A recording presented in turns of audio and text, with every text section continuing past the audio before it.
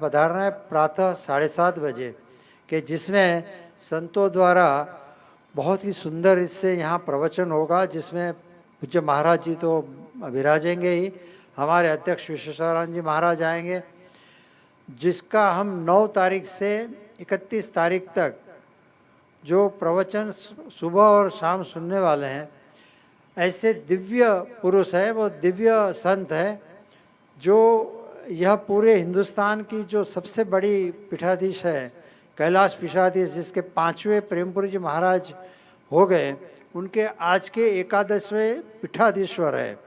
सबसे बड़ी यह पोस्ट है और उनके हमारे प्रेमपुरी आश्रम के वो ट्रस्टी भी है।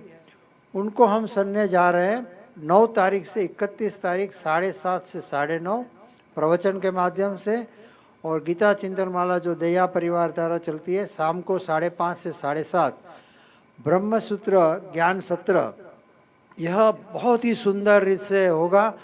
तो 9 से 31 तारीख का जो भागवत का अगर आपको पूरा जो उसका आशीर्वाद लेना है, संकल्प करना है, तो ये करो कि 9 से 31 आप बड़ी हाजिरी रखो।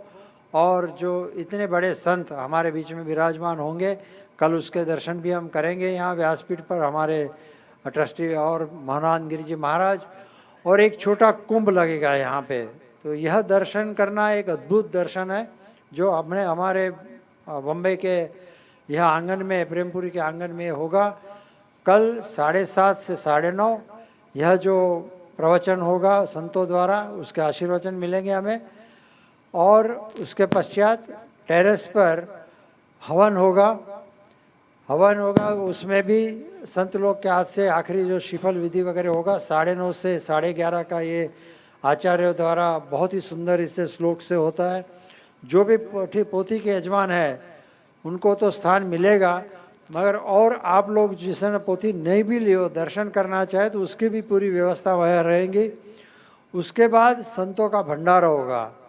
संतों का भंडारे में लगभग सैकड़ों संत लोग बैठते हैं और उनका भोजन होता है जो 5वीं मंजिल पे होगा, और 4थी मंजिल पर दूसरे लोगों के लिए जो भी रहेंगे उनके लिए रहेगा।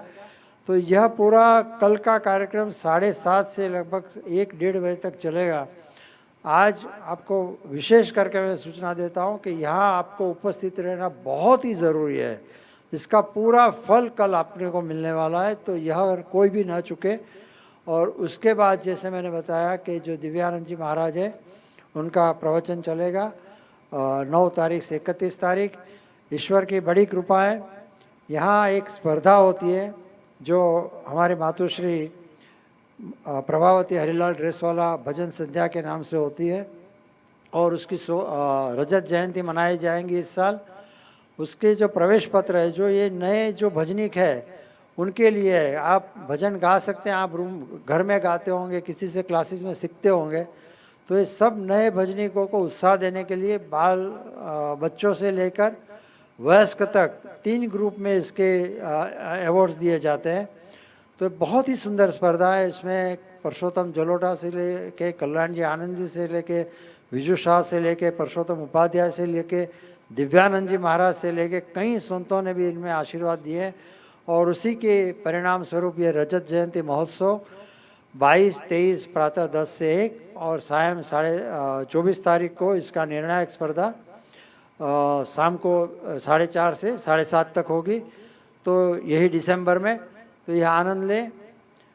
हरिलाल ड्रेसवाला सदगत होने के जो विशेष कार्यक्रम है वह आप नोट करके रखें। 7 जनवरी को परम पूज्य रमेश भाई ओझा यहाँ पधारेंगे, भाई श्री यहाँ होंगे और उनके आशीर्वाद हमें संपन्न होंगे 7 जनवरी को शाम को 5 से 7:30 के दरमियान।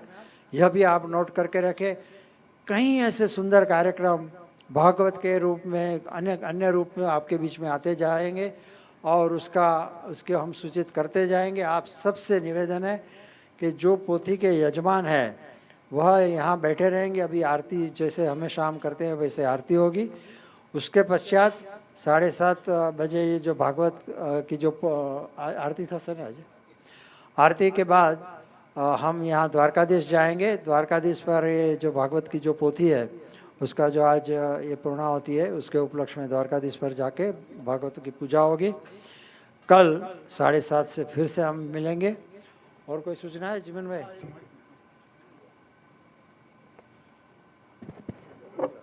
हरिओम हरिओम। गुजराती में बोलूँ છું। પૂજ્ય મહારાજજીના ચરણોમાં વંદન। આપ સૌનો શ્રોતાઓનો બધાનો ખૂબ ખૂબ આભાર। વધુ સમય લેવો નથી, પણ આ રાજેશભાઈ મારા નામનો ઉલ્લેખ કર્યો, મને બહુ ગમ્યું નહીં। આપણે બધાએ ટીમ વર્ક છે। અમારા દાલમિયાજી કહેતા હતા કે આ ટીમ વર્ક છે અને ટીમ વર્કમાં બધા જ સાથ આપશે તો આ કામ થાય છે, એટલે આપણે બધાનો તાળીઓ પાડીને આભાર માનીએ। બીજી વાત, ગુજરાતી ભાષાને જીવંત રાખવા માટે અમે બહુ પ્રયત્ન કરીએ છીએ। ભજન સંધ્યાઓ, વ્યાખ્યાનમાળાઓ, સાહિત્ય સંપદા એવા બધા ગુજરાત સાંજના ઘણા કાર્યક્રમો છે।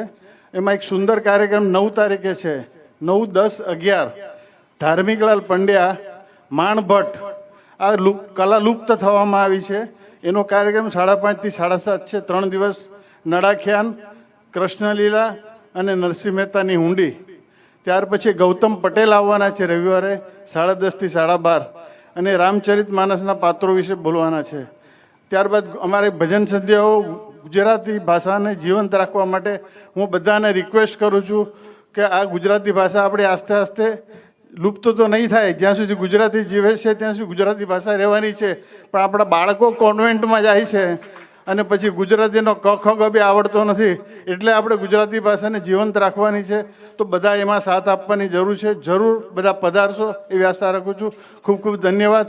ફરીથી મહારાજજીના ચરણોમાં કોટી કોટી વંદન। સૌનો આભાર। જય શ્રી કૃષ્ણ। પોથીના યજમાન આરતી માટે આવી જાય। દરરોજ આપણે આરતી કરીએ છીએ એ પ્રમાણે યજમાનો આગળ આવી જાઓ। મુખ્ય યજમાન મધ્યમાં,